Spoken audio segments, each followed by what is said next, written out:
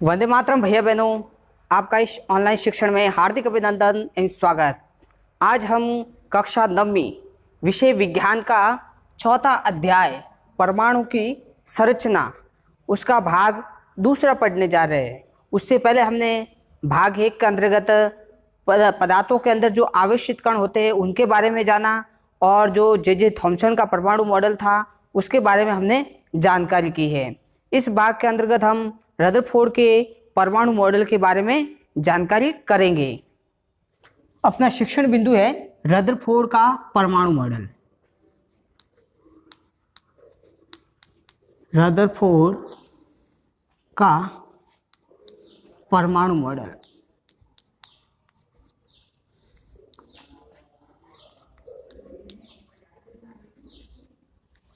इस मॉडल को हम नाभिकीय मॉडल भी कहते हैं। इसका दूसरा नाम है नाभिकीय मॉडल। नाभिकीय परमाणु मॉडल भी हम कह सकते हैं। नाभिकीय परमाणु मॉडल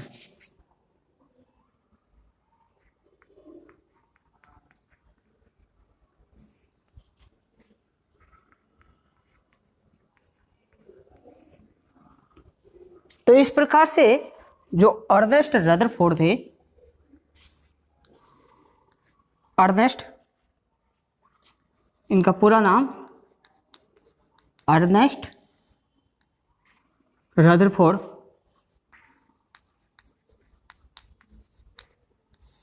इनका नाम पूरा नाम था। तो ये जानने के जो इच्छुक थे कि जो परमाणु होता है उस परमाणु के अंदर जो इलेक्ट्रॉन होते हैं वो किस प्रकार से व्यवस्थित होते हैं। तो इस प्रकार से इन रदरफोर्ड ने जो द्वि आवेशित हीलियम कण थे उन हीलियम कणों की बोचार है अल्फा कण। ये अल्फा कण किस प्रकार के कण थे? अल्फा कण। इन अल्फा कणों की बोचार है वो सोने की पन्नी के ऊपर की, जो सोने की पतली परत थी उस सोने की पतली परत के ऊपर है अल्फा कणों की बोचार की। तो जब उन्होंने बोचार की तो उनके पीछे कारण ये था कि जो अर्नेस्ट रदरफोर्ड थे वो चाहते थे, उन्होंने सोने की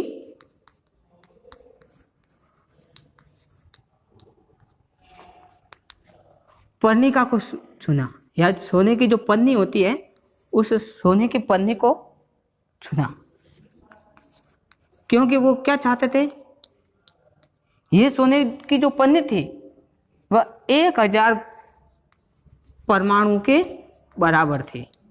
1000 परमाणुओं के बराबर थी। जो सोने की पन्नी है वो इस प्रयोग के अंतर्गत ली थी। तो अल्फा कणों की बोचार है वो सोने की पन्नी के ऊपर करवाई गई, और ये सोने की पन्नी को इसलिए चुना था क्योंकि ये 1000 जो है परमाणुओं के बराबर थी। दूसरा है दी अल्फा कण द्वि आवेशित हीलियम कण होते हैं। द्वि आवेशित हीलियम कण होते हैं और ये धनावेशित होते हैं। कैसे होते हैं? धनावेशित। और इनका द्रव्यमान है वो 4 यूनिट होता है। 4 यूनिट। अल्फा कण है वो द्वि आवेशित हीलियम कण होते हैं और धनावेशित होते हैं, और इनका द्रव्यमान है 4 यूनिट होते हैं। तीसरा जो बिंदु है वो कि अर्नेस्ट रदरफोर्ड का अनुमान था कि अल्फा कण सोने की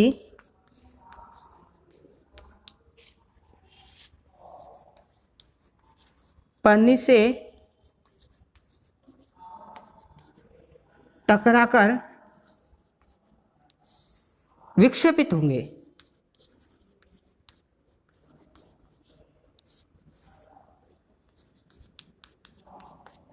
क्योंकि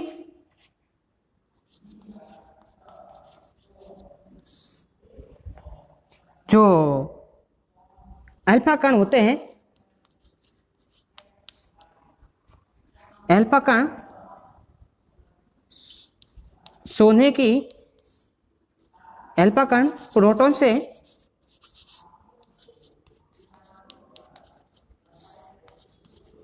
भारी थे।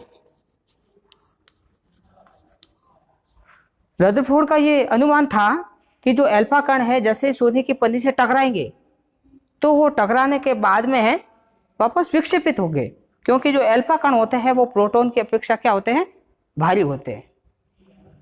तो इस प्रकार से उनका ये अनुमान था। उन्होंने सोने की पन्नी इसलिए चुनी क्योंकि वो पतली परत चाहते थे, और ये पतली परत सोने की जो पतली थी वो 1000 परमाणु के बराबर थी। दूसरा है अल्फा कण होते हैं वो द्विआवेशित हीलियम कण होते हैं, धनावेशित होते हैं और इनका द्रव्यमान 4 यूनिट होता है। चौथा उनका अनुमान था कि जो अल्फा कण होते हैं वो सोने की जब पन्नी से टकराएंगे तो वो है विक्षेपित होंगे, क्योंकि अल्फा कण होते हैं वो प्रोटॉन से क्या होते हैं, भारी होते हैं। तो इस प्रकार से उन्होंने, रदरफोर्ड ने अपना ये प्रयोग किया। इस प्रकार से जो रदरफोर्ड ने प्रयोग किया उसके कुछ परिणाम आए। तो ये परिणाम क्या थे? अधिकांश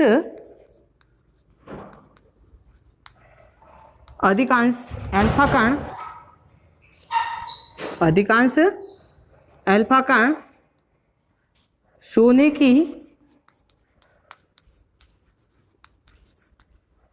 पन्नी से टकराकर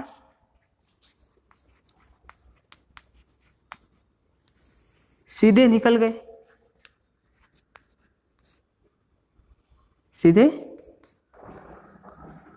निकल गए,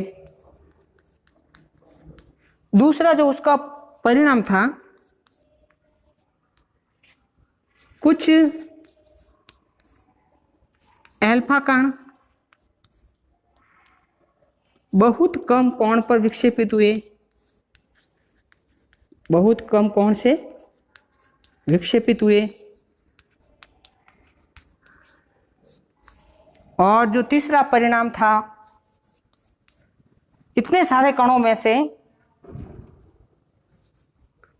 जो 12,000, हम उसको एक यूनिट मान सकते हैं, 12,000 कणों में से 12,000 कणों में से एक कण वापस लौट करके आया।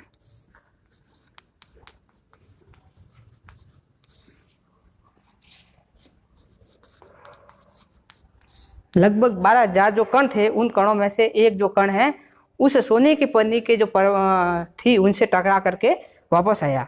तो इस प्रकार से उनका जो ये प्रयोग था, ये जिंक लेपित सोने की जिंक है और ये सोने की पन्नी है। यहाँ पे अल्फा कण है वो गन से अल्फा कणों की बौछार की, तो इन अल्फा कणों में से जो अधिकांश कण थे वो अधिकांश कण तो सीधे निकल गए, कुछ कण थे वो कम कोण पर क्या हो गए, विक्षेपित हो गए। और लगभग 12,000 जो कण थे उन 12,000 कणों में से एक कण था वो क्या हो गया, वापस आ गया। तो इस प्रकार से उनके जो ये परिणाम है वो प्राप्त हुए थे। ये जो प्रयोग उन्होंने रदरफोर्ड ने किया था, तो उन प्रयोग को जब किया तो उनके जो परिणाम आए वो रदरफोर्ड के लिए बिल्कुल अविश्वसनीय थे। जैसे 15 इंच का जो है तोप का जो गोला है उसको अगर टिश्यू पेपर के ऊपर मार दिया जाए तो वही अगर गोला वापस आकर के उनको चोट पहुंचाए, तो वैसा ही उन्होंने एक ऐसा प्रयोग के रूप में किया था।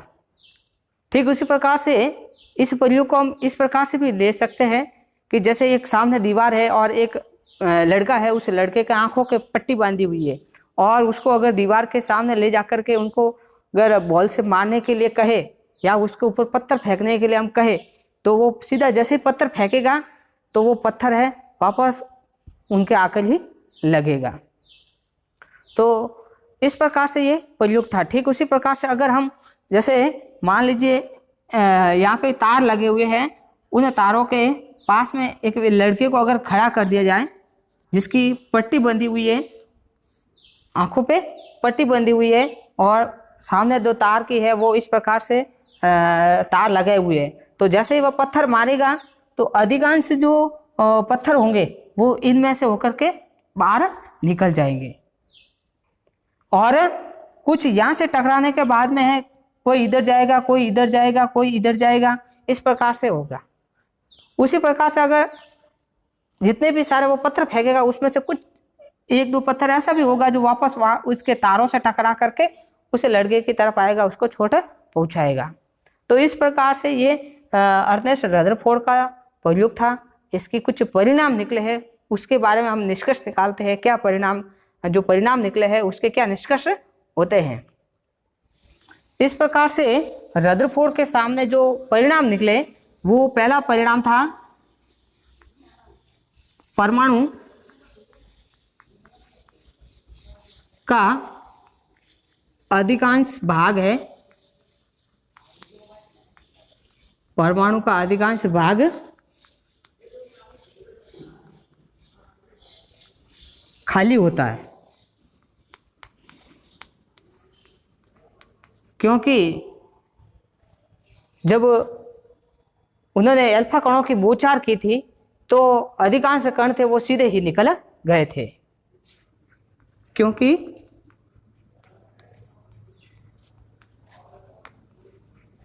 अधिकांश अल्फा कण सीधे निकल गए थे।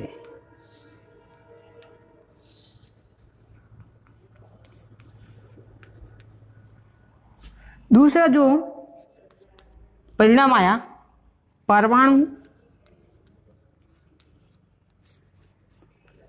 के अंदर धनावेशित भाग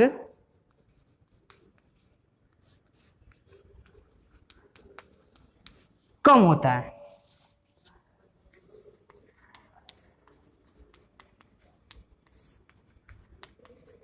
क्योंकि बहुत कम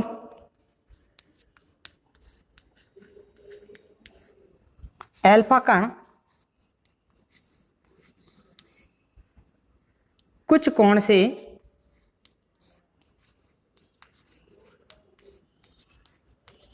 विक्षेपित हुए।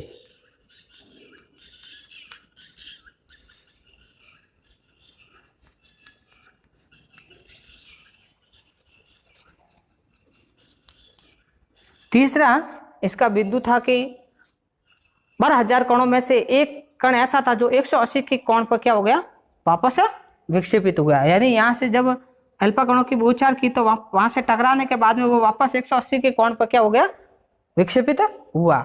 इससे स्पष्ट होता है कि परमाणु का द्रव्यमान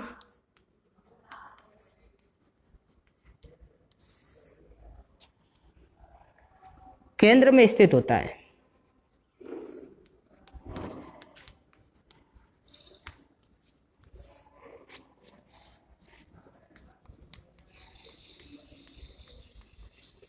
तथा बहुत कम होता है।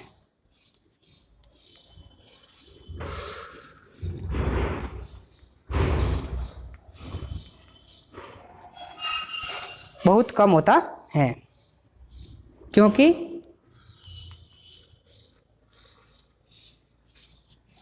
एक कण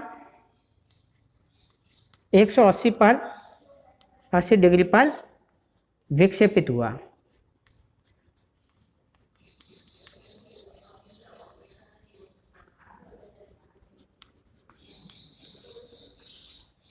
इस प्रकार से रदरफोर्ड ने अपने जो प्रयोग किया था नाभिकीय परमाणु मॉडल के ऊपर, तो इस प्रकार से उनको ये परिणाम प्राप्त हुए।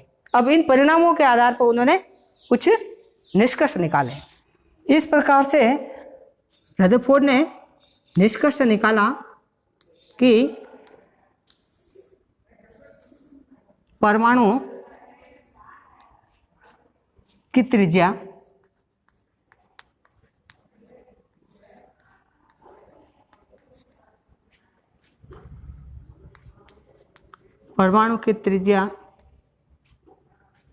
से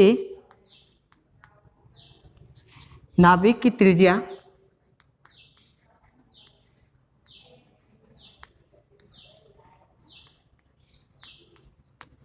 परमाणु की त्रिज्या से नाभिक की त्रिज्या 10⁵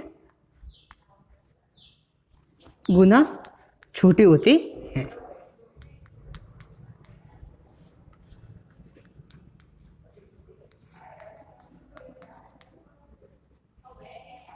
परमाणु की जो त्रिज्या होती है उसकी अपेक्षा जो नाभिक की त्रिज्या होती है वह 10⁵ गुना छोटी होती है। तो इस निष्कर्षों के आधार पर जो रदरफोर्ड का जो परमाणु मॉडल था उसके कुछ लक्षण थे। इस प्रकार से जो रदरफोर्ड ने परमाणु मॉडल दिया था उसके लक्षण थे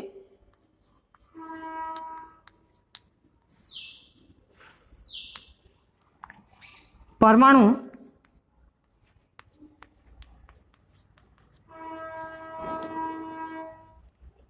का केंद्र धनावेशित होता है,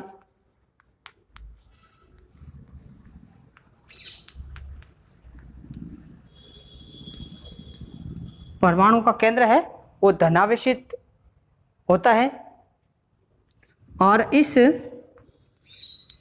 गोले में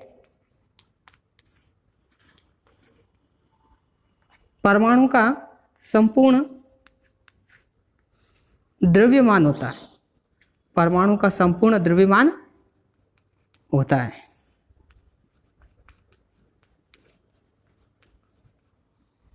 दूसरा है इलेक्ट्रॉन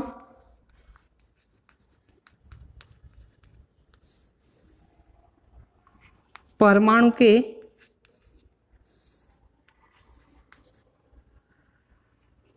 चारों ओर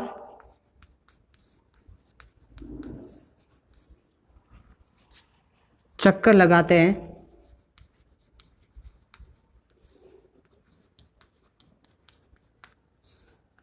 और बाहरी कक्षाओं में होते हैं।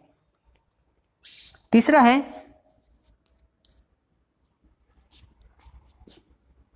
परमाणु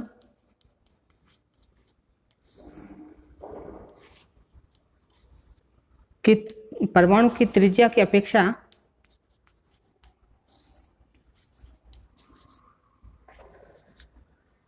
या फिर परमाणु की त्रिज्या से नाभिक की त्रिज्या छोटी होती है।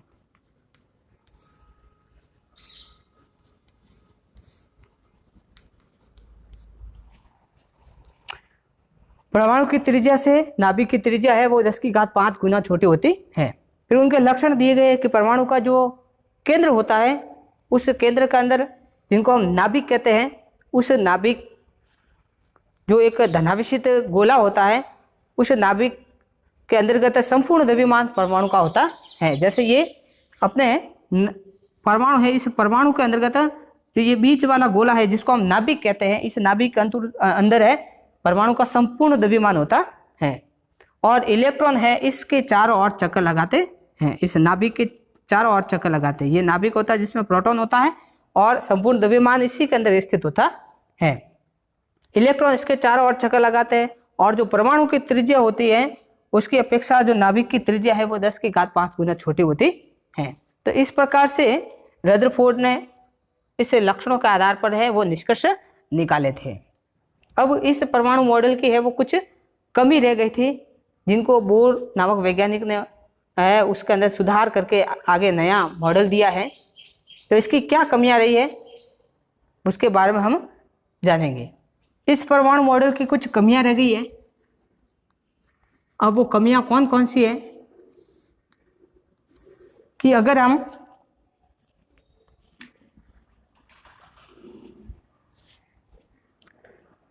अगर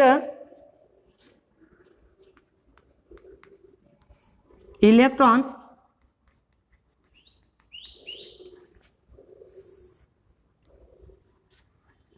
नाभिक के चारों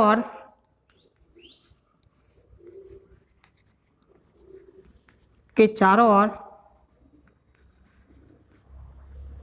त्वरित गति करेगा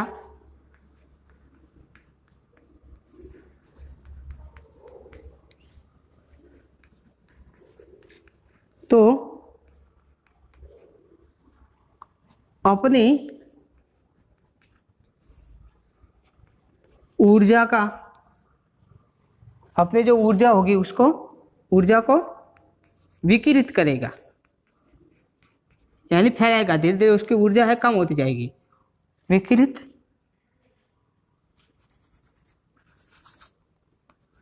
विकिरित करेगा एवं नाभिक में गिर जाएगा।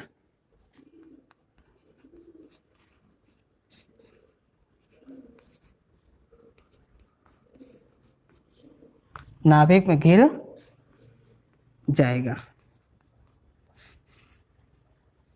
अगर ऐसा होता है कि वो जैसे उस वर्ताकार कक्ष में गति करेगा तो गति करते हुए अपनी ऊर्जा उसमें ह्रास होगी, और ह्रास होने के बाद में है वो इलेक्ट्रॉन उस नाभिक के अंदर गिर जाएगा।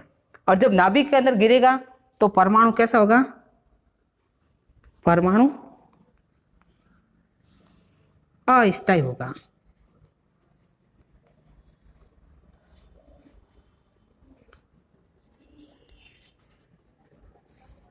लेकिन हम जानते हैं कि परमाणु कैसा होता है?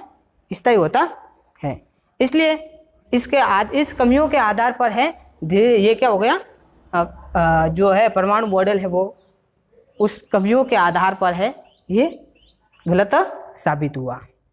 इनकी कमियों को है वो आगे जाकर के बोर नामक वैज्ञानिक ने है इनकी कमियों को दूर किया। तो इस प्रकार से हमने आज रदरफोर्ड का परमाणु मॉडल के बारे में जानकारी की, उनके कुछ लक्षण के बारे में हमने जाना, निष्कर्ष क्या निकाला उनके बारे में जाना, और उनकी क्या कमियां रही उसके बारे में हमने जानकारी की। धन्यवाद।